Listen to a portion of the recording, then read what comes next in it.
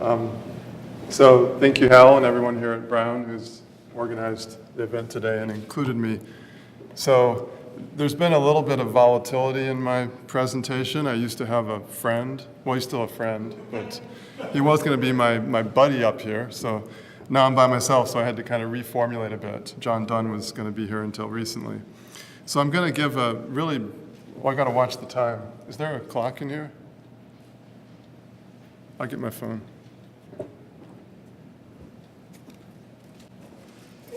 Oh, that's okay. Okay. Thanks. So I'm going to give a kind of brief introduction to the University of Virginia and what we've been doing with Contemplation, but then try to focus on this collaboration with Penn State and the University of Wisconsin, which we call the Student Flourishing Initiative. So I'll begin by just briefly situating myself so you know who you're talking with. I've been at the University of Virginia for about 25 years. And I'm a professor of Buddhist studies in the Department of Religious Studies. And so, in some sense, as you see from this picture in front of us, Buddhism, and particularly Tibet, is kind of what shaped who I was, who I am. I spent many years in Tibet, been there almost every year of my adult life over the last 3 decades, and particularly many years in monasteries and hermitages that belong to the Tibetan tradition. And so, in that sense, I've been involved with contemplation from the very beginning of my academic career. But the other part about my background that's very relevant is Tibet, because Tibet is not, for me, tantamount to Buddhism. Tibet is a place, it's a people, it's a culture, it's a political reality. And I've spent many years in my life, about 20 years, engaged in community engagement activity throughout the Tibetan region. Been involved with things like entrepreneurship and elementary school education and many other kinds of things. And so that has really shaped my perspective on contemplation and how contemplation might or might not be useful in a university environment. These years of working with a people who've experienced profound repression and violently imposed constraints on their own possibility. And I think over the years that's really led me to a very deep sense of appreciation and respect for difference, and a very strong suspicion when difference gets reduced to sameness or communalities, whatever the intent might be. And so I've also spent many years involved with Tibetan education. My own daughter was educated in Tibet, in a Tibetan kindergarten when she was 5 years old, and I've been involved in a variety of contexts with education in Tibet, from elementary school to university to graduate school education. And I've thought a lot about education in that context as the transformation of awareness. And yet the way that awareness transforms in Tibet is not the same way it transforms in the US. And the way it transforms for kids of this community is different from how it transforms for kids in that community. And so there's always this profound difference at work in every context of the transformation of awareness. And the other thing that left an impact on me was the need for collective transformation, that individual transformation is just a strand that we weave, but at some point, things have to change collectively. And so one of my favorite quotes from Thomas Jefferson, both because of it kind of conveys both sides of him, is something I always used to see in the airport whenever I would fly out of Charlottesville. And it said, the truths, these important truths, that knowledge is power, knowledge is security, and knowledge is happiness. And I would always see those quotes and I would wonder, whose knowledge are we talking about? And consequently, whose happiness and whose security and whose power? I think it's a quote that strikes to the problem of Jefferson as the founder of the University of Virginia, a person of profound inspiration and profound flaws in equal measures. And I think as you listen to me talk, just keep that in mind, that we live in one physical globe, but we do not ever live in one world. And I think we need to stop pretending otherwise. So, a final kind of context, when 6 years ago I had this abrupt shift in context where the University of Virginia asked me, it wasn't my initiative, so all you guys talking about all the work you did and so forth. Like for me, I had no intentionality whatsoever. Just one day out of the heavens, the president of my university said, hey, what would you do with a yoga center? And I had no idea what I'd do with a yoga center. But out of that discussion with a donor and so forth came this notion of the contemplative sciences and contemplative studies, the contemplation overall in the University of Virginia. And so for me, it was a very abrupt change of pace. I'd spent kind of all my involvement with contemplation in Tibet. I did not have teachers in the US. I did not study with teachers or communities in the US. Pretty much 95% of all my involvement was back in Tibet. And so when I first came back here to the US and began to encounter the mindfulness and yoga and meditation, all this kind of stuff, somehow I'd kind of missed that. I was doing other stuff with my life. And so it was kind of a surprise to me when everybody's taking, like, I remember once I was talking to the dean of the arts and sciences, the biggest school at the university, and the associate deans, and I said, I'm really surprised how many people are involved with meditation. And the associate dean of the humanities said, who doesn't do it? You know? And I thought, well, could have got me. I mean, 25 years ago when I came to the University of Virginia, I'd say most people weren't doing it. So, but what struck me, I think, was something that I sometimes conceptualize in terms of a well-known problem in psychology, which is the weird character of psychology. This is the well-known idea that most of our psychological insights come from studying people, subjects who are from Western, educated, industrialized, rich, and democratic countries. They're weird. Obviously, it's an ironic comment because they're not weird at all. They're very white bread. And when I encountered meditation here in the US, that was kind of what I experienced. I experienced this as a very weird phenomena. It didn't feel like what I knew from contemplation back in Tibet.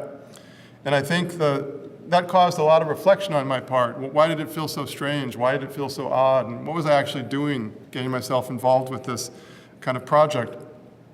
And I think the ways that I've come to think about it, which I think many other people have thought this way as well, is that contemplation is a form of life that's individual and it's collective. And so when we're thinking about translating contemplation from a monastery to a university, from Tibet to China, or from Christianity to secular context or whatever, we should think of this as not the translation of a practice, not the translation of a procedural set of instructions, but literally the translation of a world.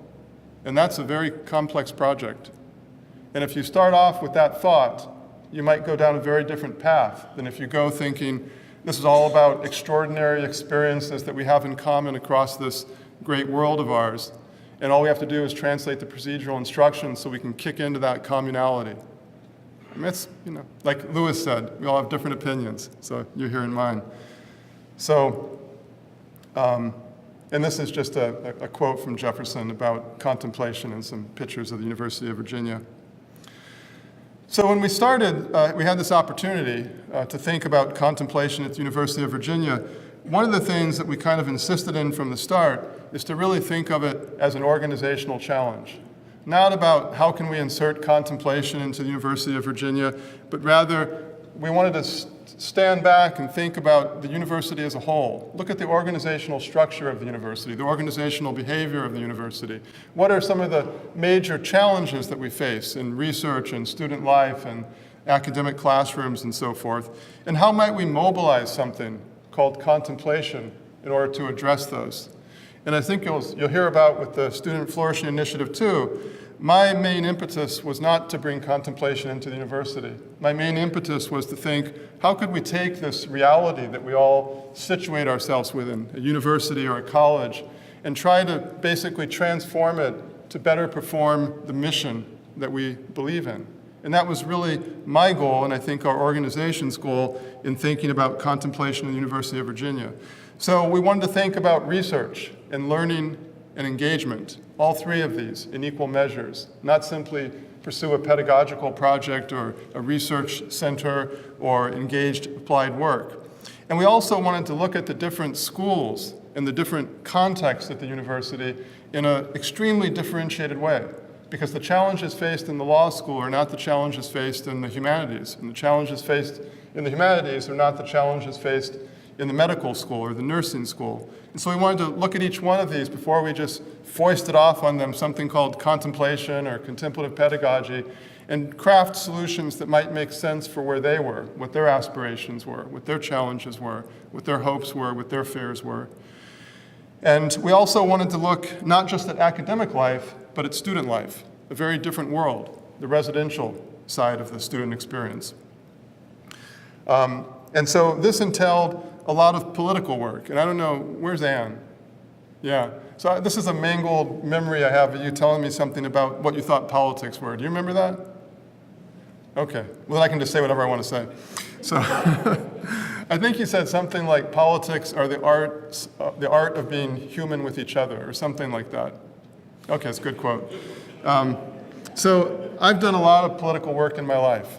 All the work in Tibet was with the Chinese government, Chinese military, all sorts of difficult entities. And back here at the University of Virginia with the Contemplative Science Center, it's been the most political work I've ever done in my adult life in the United States. And so I work with everybody at the university, from the top down, from the bottom up, with donors, with alumni, and so forth. And I don't have the luxury to be angry or polarizing as much as I would like to. You know, as a younger person, I really delighted in being polarizing. But now I'm engaged in the art of being human with each other, namely politics.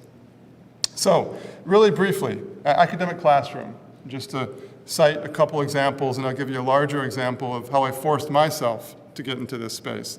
Because at first I was going around talking about contemplation and contemplative pedagogy, and the reality was I hadn't taught less than 200 students in 15 years. And so I was not teaching contemplative pedagogy in the classroom. Last time I taught less than 200 students was 1999, when I taught 60. Now, graduate seminars are different. I'm talking about undergraduates. And so we started off with looking at various kinds of challenges. We looked at, for example, Spanish classes. The person who governed over the Spanish program was concerned about anxiety in terms of language learning and performance and so forth. And so we worked with her to craft some solutions that could bring stress resiliency and anxiety management tools and so forth into the Spanish programs.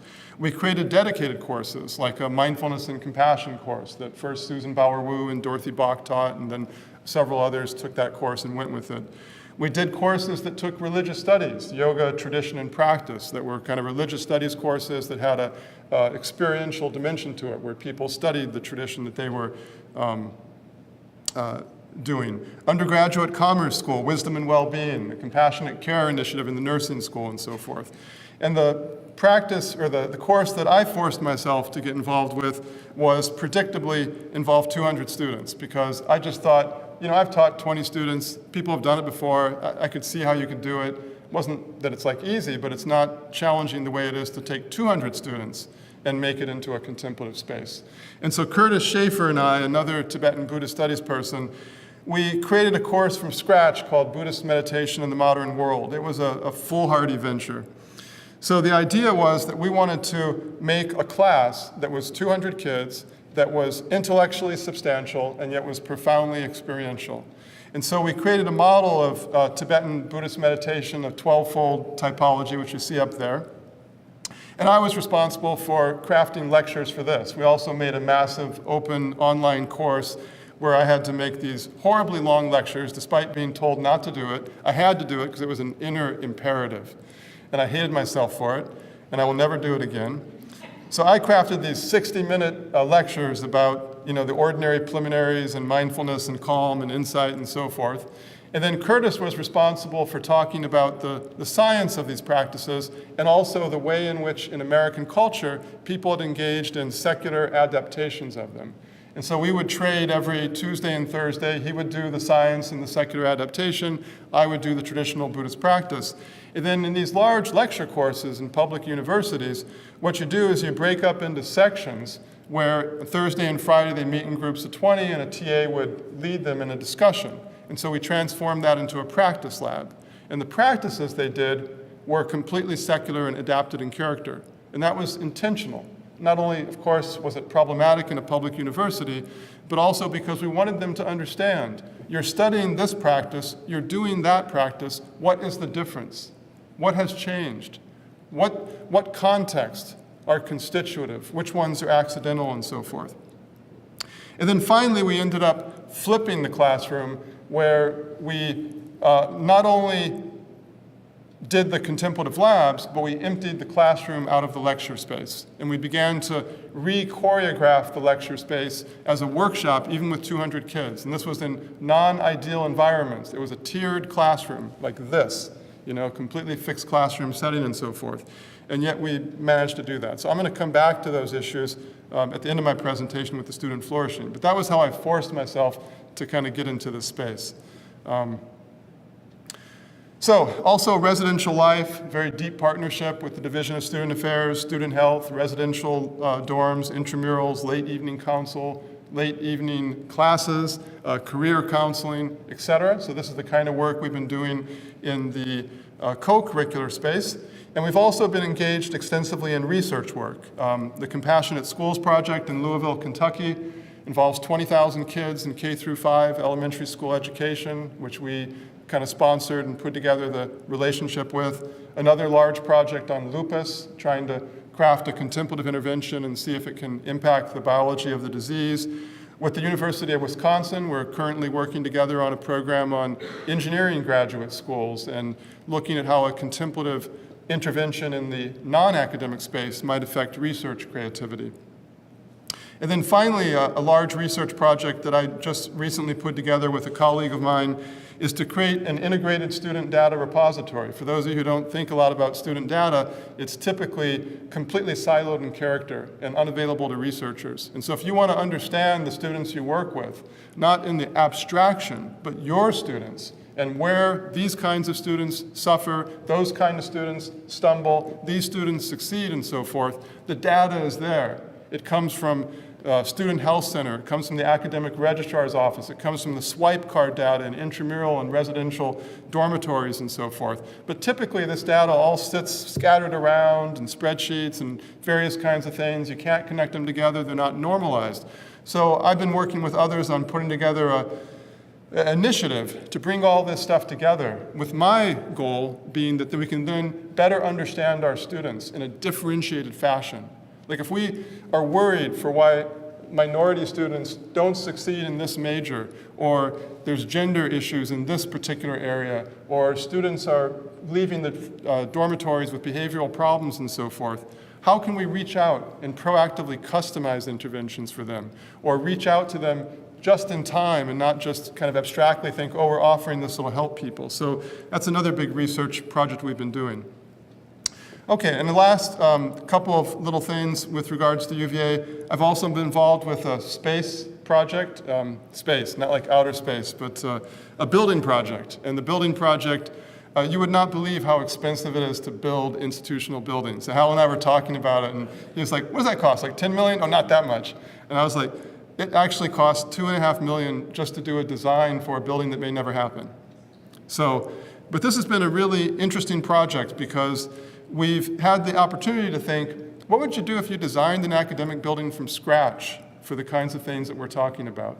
And you had complete luxury.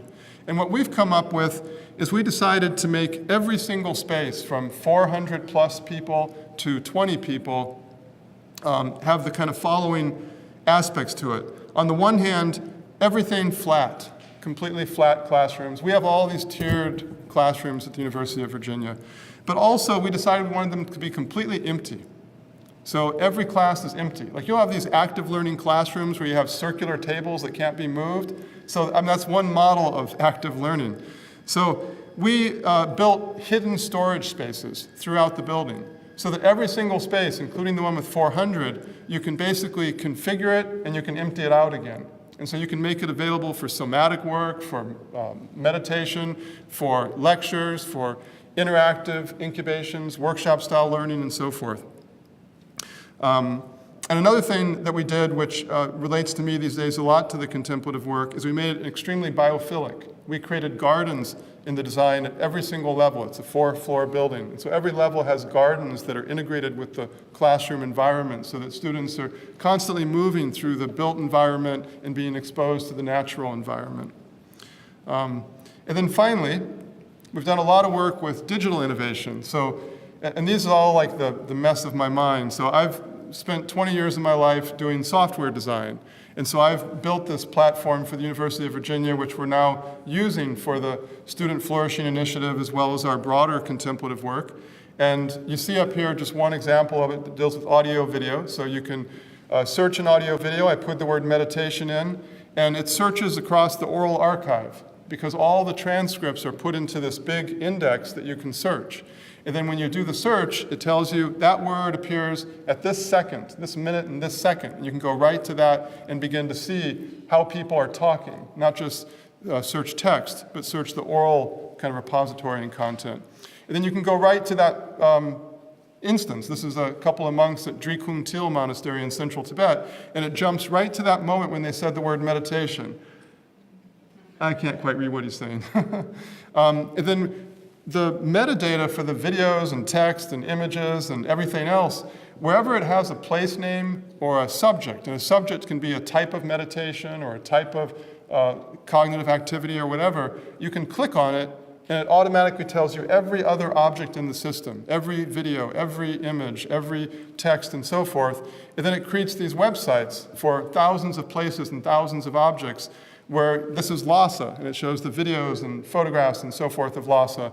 And up above, you can see how you can build subject ontologies or typologies. Those are a typology of Tibetan Buddhist meditation, where every node, every little type of meditation you can click on and pull together all the resources automatically. So a lot of digital innovation we've been involved with.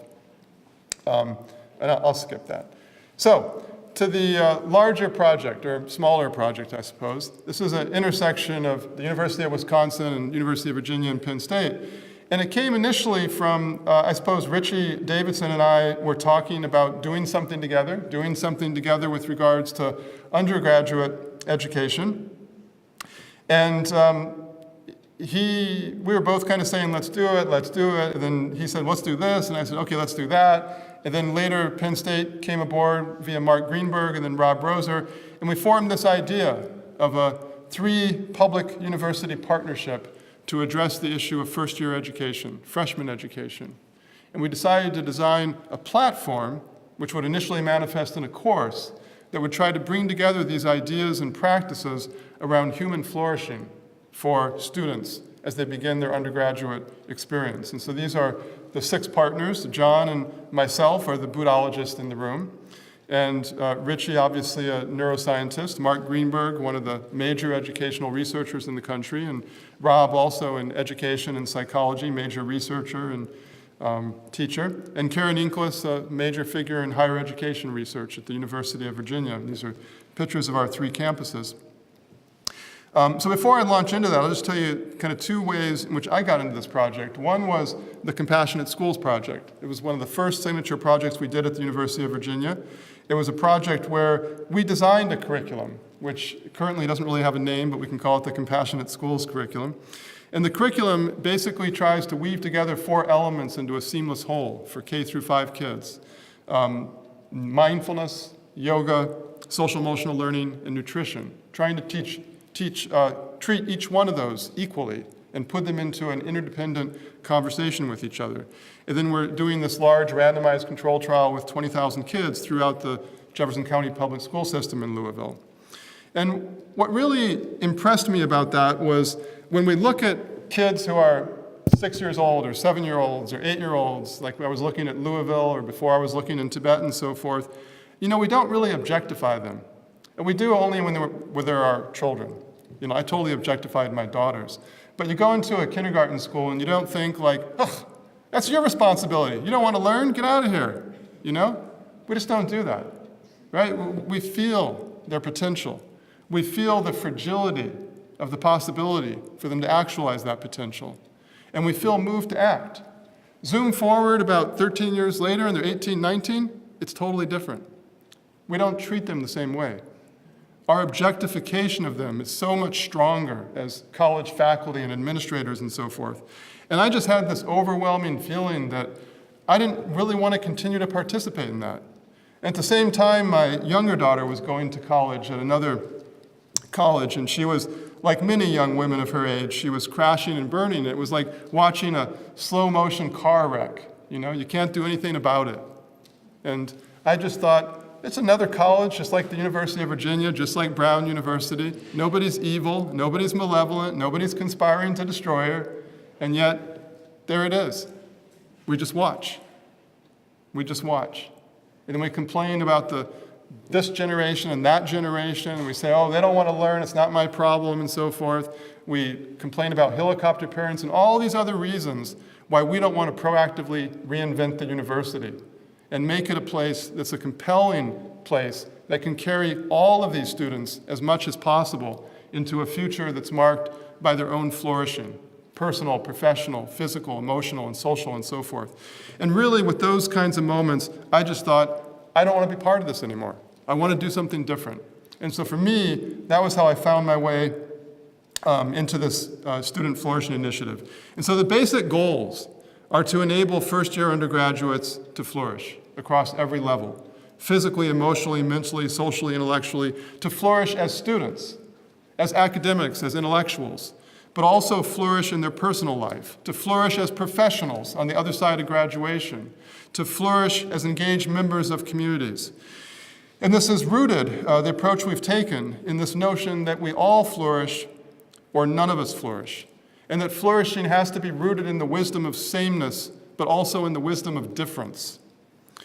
And so what does flourishing mean? I'll get to that in a second. The other goal was to transform the academic experience, transform the environment in a classroom. And we wanted to do so for public universities. And that means doing so for hundreds of kids at one time. That's our reality at the University of Wisconsin and Penn State, and even the University of Virginia, which is half the size of either of those. And so we also wanted to create an environment where the academic and the residential could could coalesce into some more profound union. And so another agenda was conciliancy between the humanities and the sciences. We wanted to bring these two together into an intimate dialogue for these first-year students. And this has involved, I have to say, this whole project has been the most quarrelsome project that I've ever been involved with. You know, I was at Madison a couple of weeks ago with Richie and Mark and Rob and John and everybody and so forth. And I remember I said, you know, this reminds me just like my family. Like fighting all the goddamn time. But somehow you keep coming back for more. And there's a lot of love and affection. Or I remember once we were having a fight. It was actually John and Rob and I were on the phone. I was in San Francisco. I was trying to move on because my daughters were waiting for me. And I thought, why are we fighting about this? And then I had a mantra pop into my mind. And the mantra was, no friction, no traction. And I told John and Rob that, and they laughed, and we stopped fighting. Anyways, collaboration's hard. So here is our model of flourishing that we've come up with. Basically 5 domains, 14 elements. And these 14 elements represent 14 weeks in the semester. And so every week for these kids, there is one word: focus, emotion, interdependence, diversity, identity, values, etc. One word we're going to explore. And for each one of those words, we take exactly the same approach. And so first, intellectual studies at home. It's a completely flipped classroom environment. All the lectures are flipped out. We do not lecture. So we have a lecture, The Science of Resiliency. We have a lecture on the humanities, Reflections on Resiliency. And these then create the environment in which we try to bring these two together into a kind of union. And so these are delivered through the Mandala platform that I showed you before. And then in the actual lecture class, where we would otherwise lecture, we have essentially a kind of choreographed workshop. And so the choreographed workshop, I say we're doing this right now. We're 4 weeks down. And so it's a very experimental pilot at the moment. We're doing it for only 60 students at each of the 3 universities as a way to just try to work it out and figure out the problems. And it has been extraordinarily hard because I have 2 50-minute classes every week to cover the entirety of this topic. Last week was emotions. So we read Lisa Feldman Barrett, for example, in the science and talked about emotional granularity and affect and emotion, et cetera, and then also looked on the humanities side and on various kinds of topics. But when we come into the classroom, I can't lecture. Like I did it with focus. That was the previous week. I lectured and I hated myself. Like everything went out of the classroom. It was just totally dead. I went home and I slapped myself. No more lecture. But if we just do the exercises, They might like it, they might be engaged. They're engaged with lots of things that aren't necessarily beneficial for them. And besides, this is an academic course. And so it's really been challenging to create an experiential workshop with 60 students, and later we have to scale up to 300 students, that goes through these experiences, brings them together in pairs, binds it all back together in plenary discussions, and marches us through an intellectual conversation that's both deeply personal and deeply intellectual in character. And so the challenge has been to find that kind of choreographed way to approach it. And so essentially we work with exercises that are designed to elicit experiences. We're not doing the practices per se, I'll get to that in a second. We're doing exercises to get them talking, to get them thinking. Sometimes they're by themselves, sometimes they're exercises that begin in dyads. But always after the exercises, they use worksheets to write down things, to articulate their experience. They pair together with another student to share that, and then we bring it back to a plenary discussion where it's my job, or John's job, or Rob's job to bind it together back to the intellectual topics of the course and give them a sense that what they listened to and what they read over the weekend, we're going through now and weaving in and out of their life and their experience and the experience of others. And that's why we also turn to micro-phenomenological interviewing in a very preliminary, very crude basis to try to begin to think about how do we educate students to talk to another person about their experiences? How do we do this?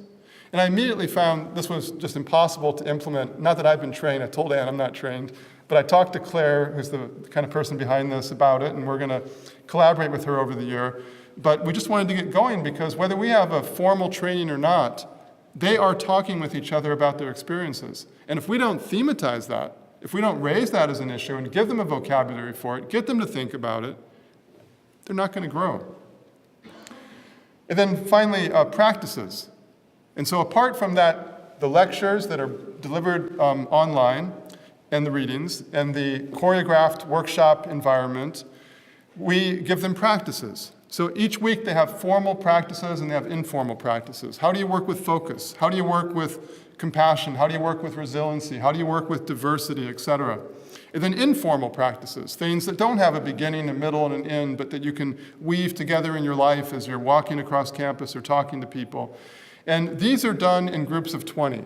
So Thursday and Friday, they break up into groups of 20. One of my graduate students convenes it, and they do the practices together. They talk about it, share experience, do the practices for the next week, and so forth. So, okay, and then I'm going to end by just showing you, to give you a little sense of what our dysfunctional family creates. We work in Google Docs, and so these are our folders, and there are literally thousands of documents in here. We worked for a year and a half in preparation for this. About 25 people have been involved across the country at building the curriculum. And despite that, when day one began, I was profoundly unprepared because it was just, the reality of that class and all the preparation we had done, it was like this. Same experience Rob had, same experience John had.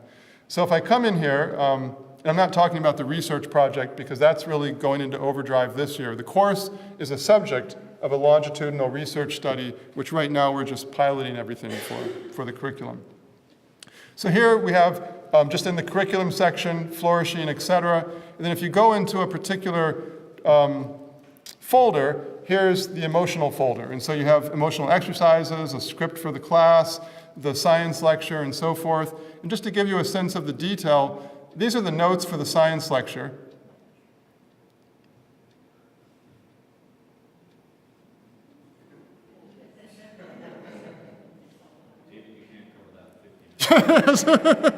So that's the notes for what the landscape of emotion would look like from a scientific perspective. I mean, obviously that's not the notes for the lecture, right? The lecture has to be under 20 minutes long. So, but that's the kind of level of detail we're trying to go into because we as faculty have to be educated in that landscape. For us to work in a smaller fashion, we have to have a larger picture, and we all have different kinds of background and different kinds of experience. And so here in the calendar, which we're just creating as we go, you can see for a given week, here's the focus week. There's the readings. There were two lectures on the science of focus and flourishing by Rob at Penn State, and you can click on those and watch those. And Dan Goleman's focus is what they read, 20 pages. And then there were two humanities talks, one by Brooke Dotson-Lavelle and one by John about the virtues of attention. And Brooke was looking at focus and inquiry and philosophy as a spiritual discipline by Pierre Hadot and so forth. And then there was a piece in press by Nicholas Bomarito about inner virtue that was looking at the virtue and vice of attention and thinking about how attention and focus relates to morality. And there's a journal prompt and so forth. And so when you click on those, we use that platform that myself and my team at UVA designed to deliver them. And then we can, this is a primer on brain science by Abra, who's at the University of Wisconsin. Long lineage of survivors. Around 70,000 years ago. So, and here's another one, the virtues of attention. Since John would not show up in person, I'll give you him in a virtual. This lecture, from a humanities perspective, is on the topic of focus. It's entitled, The Virtues of Attention. So that's John.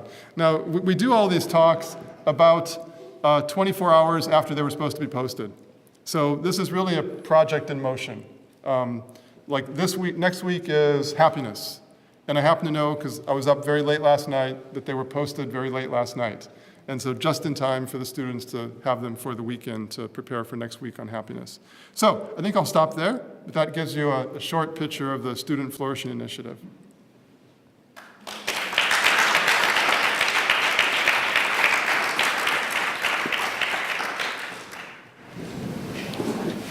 Quick question. What's what do you call it, a micro-phenomenological intervention? Well, Anne actually knows better than I, but it's by a scholar from France, Claire Petit-Mangin.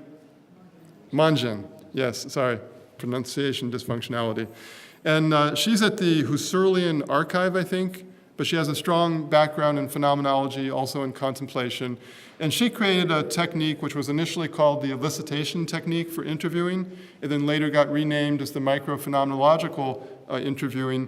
And the basic idea is that it's a way to talk to another person that helps them elicit or helps them articulate their experience in an extraordinarily granular fashion. And so in the classic expression, I think it's like you spend, what, an hour to talk about 10 seconds or something? Isn't that the idea, Anne? You can, yes. Yeah. It will open up into an hour of reflection on a few moments of experience. And most people are utterly astounded at how rich their experience is. Right. And so a lot of us have seen Claire at different events, but I was together with her this summer in Berkeley for a conference, and I thought, you know, this is like, we've been doing this for a year and a half. We have not talked at all about how we're going to prepare these students to talk to another student. And I thought, this is like stupid.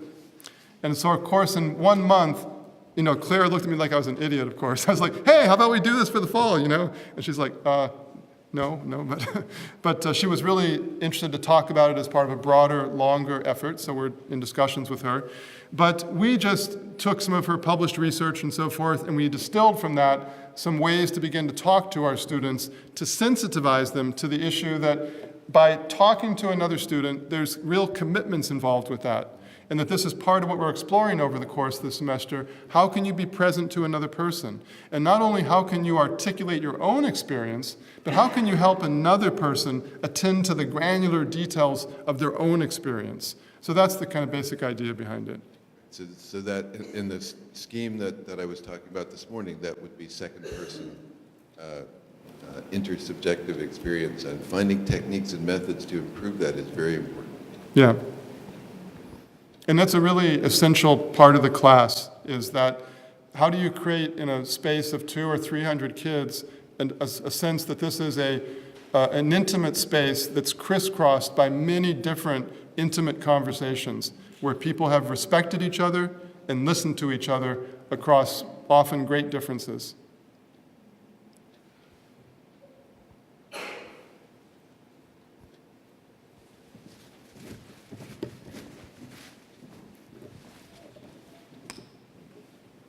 Thanks for that, David. this type of work is the type of thing that can be applied in lots of different universities, and so I like that the pilot itself is already thinking about having this type of effect in different populations, different places. I was wondering, in terms of what you're doing at UVA, what type of programs you have or are developing for undergrads in terms of minors, majors, things like this, and likewise, whether there's graduate programs that are in development in kind of this contemplative studies or sciences or pedagogy. Yeah. We have not put much energy in that direction, but we're thinking about different things. Part of the challenge is we have one of the biggest departments of religious studies in the country. I mean, it's like 34 people, 35 people, and so forth. And so one challenge is, do we want to create a program that's located within that context, or do we want to create a program with outside of that context? We have put so much energy into other people's programs. That's why a focus on building our own contemplative major or minor or graduate program has kind of taken a back seat. But as things begin to mature, we've thought about that obviously does serve a certain need for certain people, but it hasn't been our priority. Our focus has been more on how could we help the School of Education or the engineering school or the humanities overall or the language program and so forth.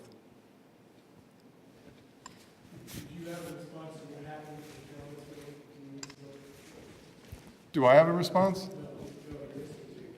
Oh, yeah.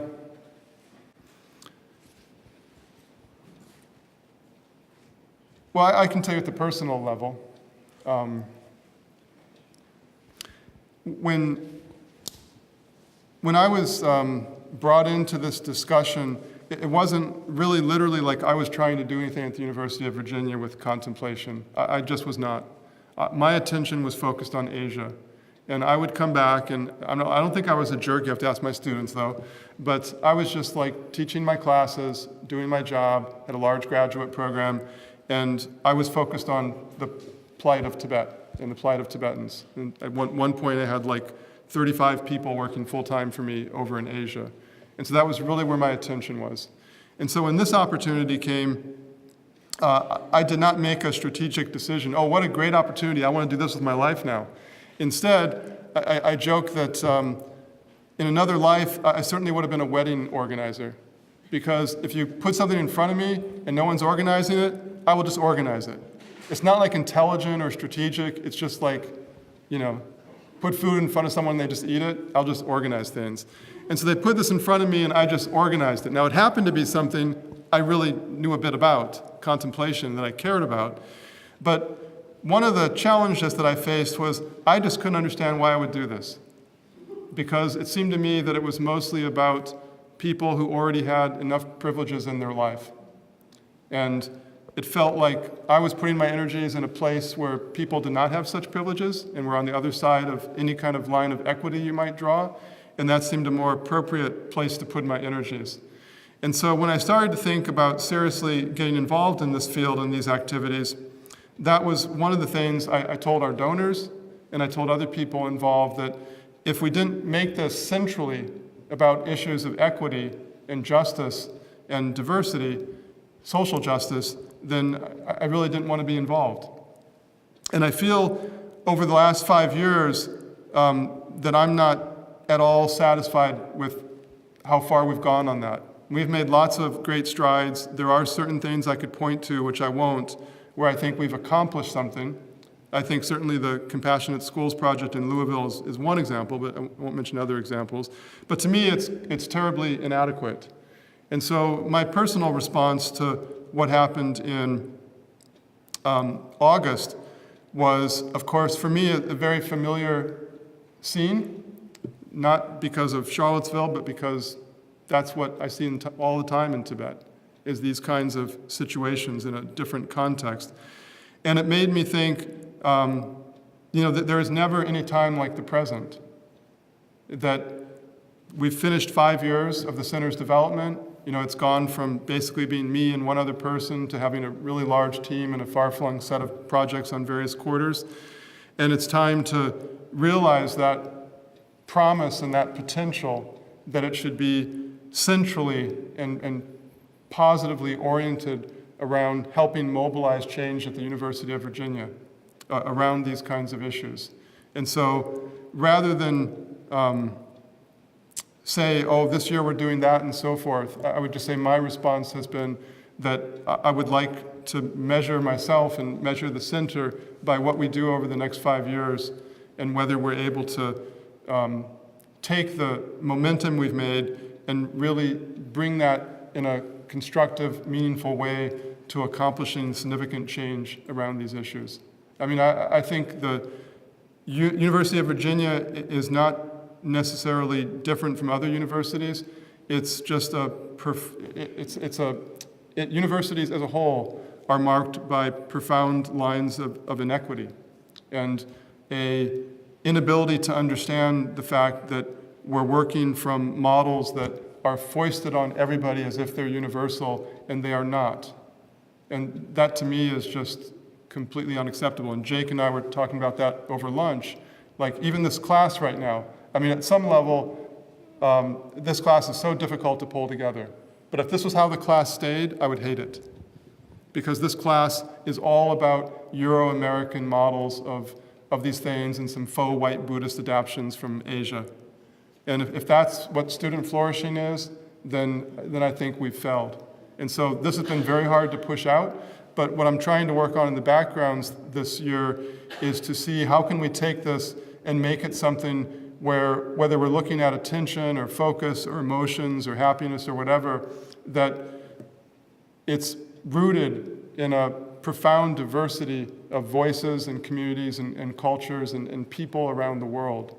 And so it doesn't boil down to here's a scientific perspective and here's a humanistic perspective, but rather it's this medley and kaleidoscope of voices that represent the diversity of the world in which we live.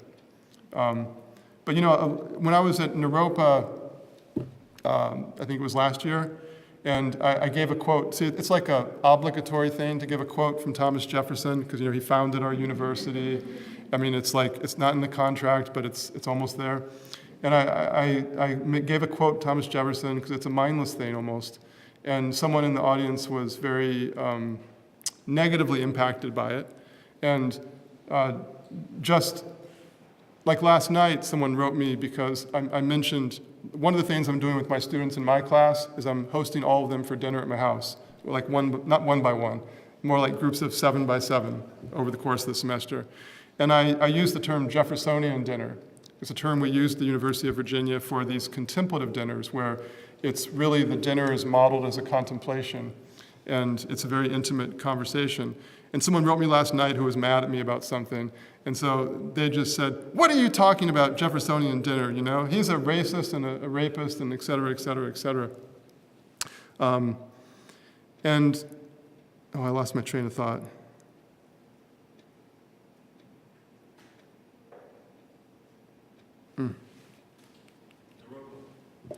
Naropa, no, I remember that. It was all adding up to a thought that I've lost now. But I know the basic gist of it, which is that for me, we are all deeply flawed. And, oh, I know what the thought was, but I don't know if I should say it. But, I mean, if we are to judge each other by these kind of impossible standards, I mean, Jefferson was obviously a deeply flawed human individual with his involvement with the slave trade and his hypocrisy on saying things and doing other things and his relationship with Sally Heming and so forth. But I see this all the time in the context of our involvement with Buddhism and Tibet and so forth, that we want people to be absolutely one way or the other. And none of us are. We're all deeply flawed, some of us more flawed than others. And if we dismiss people because of these kind of deep flaws, then we end up leaving nobody standing. And so, like, I'll tell you my little thing, you know? Like, it's hard for me to, I'm just gonna say it, you'll be mad at me, but I apologize. If I was to give my true opinion, which I'm gonna give you, anybody who's not vegetarian, I just don't see how you can be moral. Like, that's really how I feel. Like, you know, and I felt, I mean, I just always hitting myself, like right now, Soups, like look, It really bothers me. I mean, I'm wearing, of course, leather shoes. I'm totally connected to exploitation. I went vegan a couple of years ago after being vegetarian for 3 decades.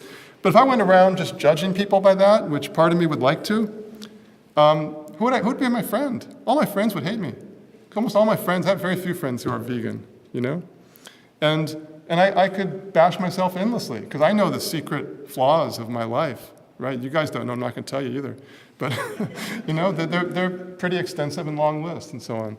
So I think that somehow, for me, this model of flourishing I'd like our students to take away is to understand the profound difference that marks our lives and the inequities that we face, that it's not just something where we can all decide what potential we want to maximize or we want to realize and so forth, that there are restraints and constraints that we have differential experiences of.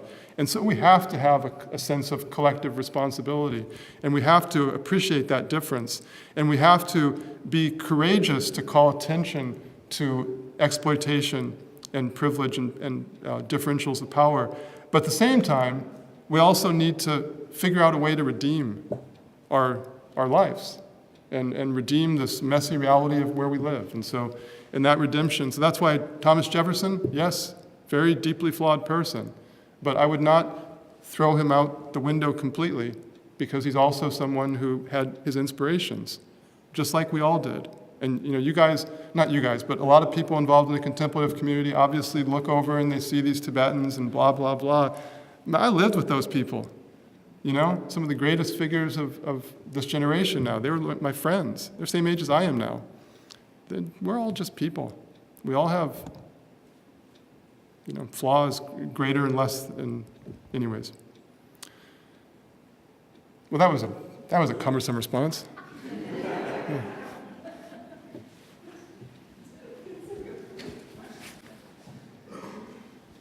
As someone who's very interested in the answer to this, when would you be willing or ready to share the insights, the possibility of, again, other people piloting this? Because I'm getting, you know, first time, overwhelming, oh my God, stuff like that. But have you thought about a public forum for people who are interested somewhere down the line to share what you have? And when might you be willing to think about other people piloting it? Well, I mean, this is all designed for other people's use, because, you know, honestly, I think this is like John and Rob and I are the PIs who are involved with teaching the class, and it is really difficult. Like, I mean, I think all 3 of us at different points have just thought, I'm just going to teach the damn course myself, you know? And Rob will periodically call me and say, hey, we cool with each other, you know, because we had to be in some fight about something or whatever.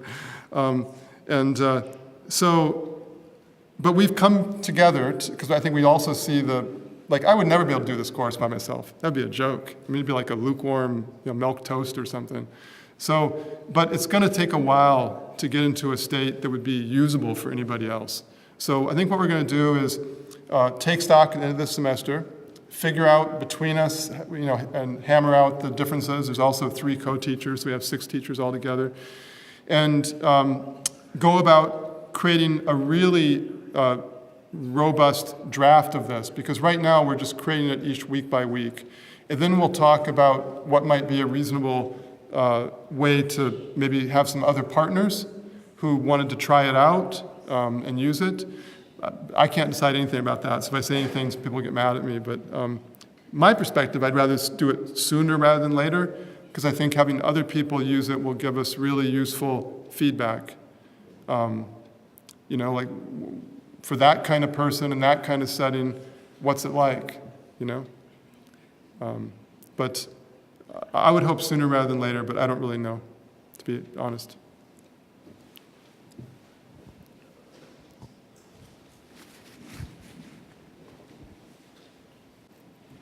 So at one point when you were summarizing the course you and Curtis did on science of meditation practices and traditional Buddhist practices, you mentioned that the lab component of that, you framed that as secular, which I imagine as a professor of religious studies, you have something very specific in mind there, and you and Curtis put some thought into what that would mean. I guess I'm curious to hear a little bit more of your reflection on that issue and how, given the breadth of scope of what you're trying to accomplish, you and others, or you were put in the position of trying to accomplish at UVA, and how you grapple with the issue of secularity, or the challenges that you've had around that and reaching these different audiences in the implementation of contemplative sciences there. Yeah, so a couple of things. One was that early on I got involved with this project on context. And this is a project that, like most things I do, has never seen the light of day. But it's looking at kind of poring over the traditional literature. For me, it's about Tibetan Buddhism, and looking at all these different practices, the narrative literature, the prescriptive literature, the philosophical literature, ethnographic evidence, my own personal observations, and just seeing what are all the contexts that go into this practice. Because if we're going to talk about religion and secular, that presupposes we even understand the practice, and I don't think we do. We have all of us, even those of us who think, I'm a really expert Dzogchen meditator or whatever, that doesn't mean you have like this comprehensive picture of what you're talking about, because that involves so many other forms of knowledge and reflection and so forth.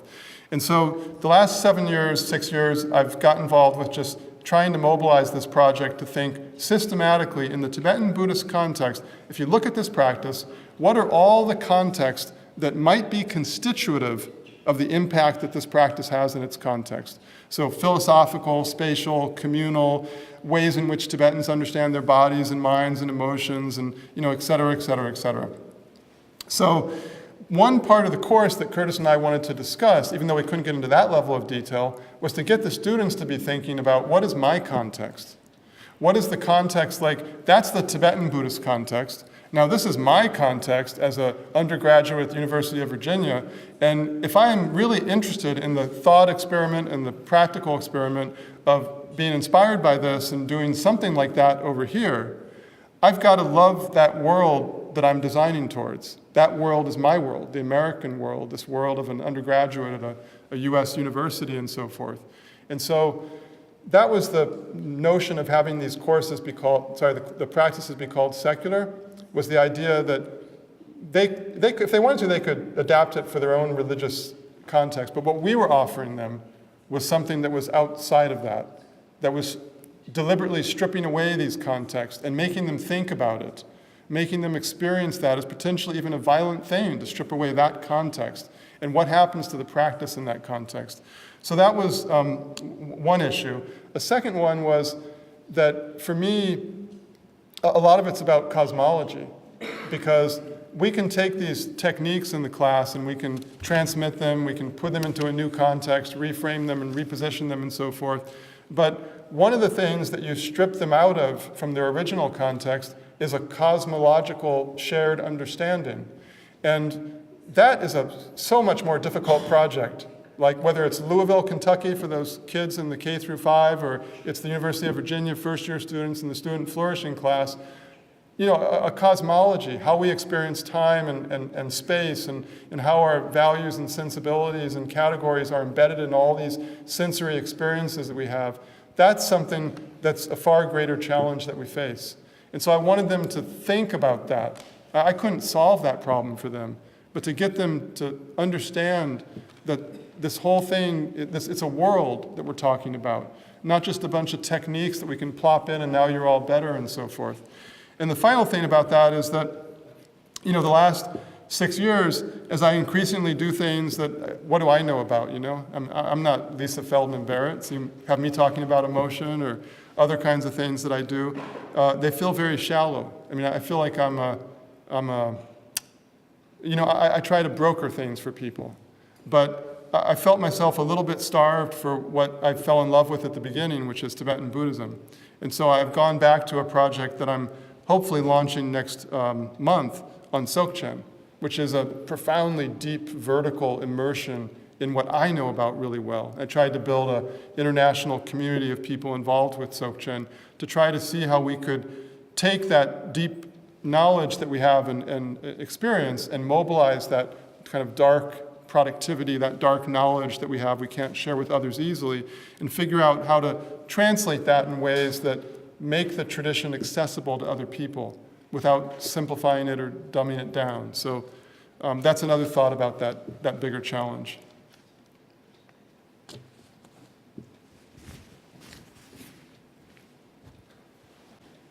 I was actually curious about what you were talking about at the end when you revealed kind of the frustration that you hold around wanting others to be vegan and kind of talking about the inner conflict. And looking at the 14 strands of human flourishing, I was thinking about where here does that tension, like where's that tension? Because I think that's so much that somatic dissonance that we experience a lot, and what kind of contemplative practice has builds our capacity. So I'm just curious, because I don't see it it doesn't jump out to me here, but I imagine it's embedded here, and I'm curious to hear from you where that lies. What was the first thing you said? I don't remember. Okay. I was curious how you revealed yourself, David, and your own frustration and kind of grappling with tension. And how, so I'm curious to see that as part of human flourishing and where that... Yeah. Well, so I think we have had discussions about that and how to weave it into each one of the weeks as something that, like, not to thematize it as just a week, but to, like, for example, emotions or focus and so forth, to bring that out in each one of these topics. However, in terms of the experiential side of the course, the exercises, I am soft pedaling that. I feel like I model that for them. Like every week, part of it is that we're supposed to share something. So I'm supposed to share something about focus in my life or emotions in my life and so forth. And so I try to bring some of that difficulty and tension from my side and expose it to them. But I'm not comfortable right now with creating an environment where it could easily come up between the fellow students, because the course is so fragile in character. Like, I'm not walking into that class feeling confident. I'm walking into that class thinking, well, this could be a mess. And without total security and the sense that I'm able to create a safe, secure, stable environment for the students, then I want to be really careful about getting into places where tensions and difficulties and other things could lay exposed, because it's a class with 60 students in it who are all first years, and especially given what happened in August, it's a very raw environment. So, but my hope would be that as all these pieces get stabilized and we feel more confident, that we can explore in careful ways bringing some of those difficulties, those difficult conversations. And I have all sorts of things in my mind I could do, but I'm not doing them right now because I just don't feel confident enough. I do talk with them a lot about commitment. Like, for example, I have students of all kinds in my class, and there are ones who, here's their idea of like meditation. You ready? And they literally do that for like 3 minutes. Or another one's like this. So I just, I talk with them. I just tell them, you have a commitment to yourself, and you have a commitment to your other students. And if you don't do the practice, then you're failing in your commitment to the person right next to you who you're going to have to talk with. So, but yeah, I don't know if that answers the question, but it's something we've talked about a lot during this time, but I think we're all just a little bit worried and want to feel more safe. Yeah. I'll start talking about different perspectives about persons, first person, second person, and then no person. And it seemed like the schema there was like these 4 types of practices: outer, inner, secret, very secret. And your mention of Dzogchen is what you were going to kind of focus on for a while. Would that be like a no-person type research thing? And also that each of these persons, or each of these 4, each has its own world. And I'd be interested in talk about what the world of Dzogchen and no person would look like. Well, my big challenge was, like 6 years ago when I remember sitting with our initial founding donor and talking with him, and I was thinking, I would really like to figure out how to translate Dzogchen into this world so that somehow what I and others have benefited from there could somehow circulate in other forms outside of the tradition per se. But for me, Dzogchen involves two things that I have constant qualms about. Like right now, I'm just swallowing my qualms in the class, but I think it's really easy for us to become focused on forms of practice that are very regulatory in character, like they're about regulating us. They're about essentially kind of top-down, deliberate, voluntary control, attention management, et cetera, et cetera. And there are two ways in which, very different ways in which Dzogchen diverges from that. One probably does correspond to the no-person perspective, but the other is very different. And the other has to do with not simply valuing our ability to regulate and monitor and to label, or this horrible thing, name it to tame it, you know? I'm not looking to name and tame. So, but rather, how do these spontaneous dynamics that are happening in our body all the time, these very intelligent processes of information processing and so forth, how do we tap into those in a way that allows a spontaneous creative response that is, I'll give you an example. Like we're in this, systems 1, systems 2, it comes up in every single lecture, fast thinking, slow thinking, emotional processing, et cetera. So this comes up over and over, and I have to keep swallowing my, my commentary about it, because to me, the preeminent form of Dzogchen meditation is about how to cultivate a different form of spontaneity, a form of spontaneity that is intelligent, that is responsive to the world around you and to the context that you're in, and yet basically mobilizes all these different kinds of conscious and unconscious information processing into a new and denser and more coordinated form of expression, not because the top-down regulation is so firmly in place that it's clamped down on all these things, but because we've built new types of connectivity throughout our body and mind. And that is what I would like to see come out in the course, as much as the other model of just helping them get a grip on like emotional granularity, just be able to look at your emotions in a very granular way so we can begin to work with them. I totally get how important that is, but I don't want us to lose sight of this other dimension of contemplation, and that's why I think art should circulate throughout the course. So I started off every week by trying to choose an artwork or poems or music that express something about like emotions or focus or whatever the topic is for that week, and then get them to go through a spontaneous exercise at trying to interpret what that work means to them if they immerse themselves into it, as a way of trying to begin to get some of these things to come out. But that's something I'm worried about all the time. So I want to thank David for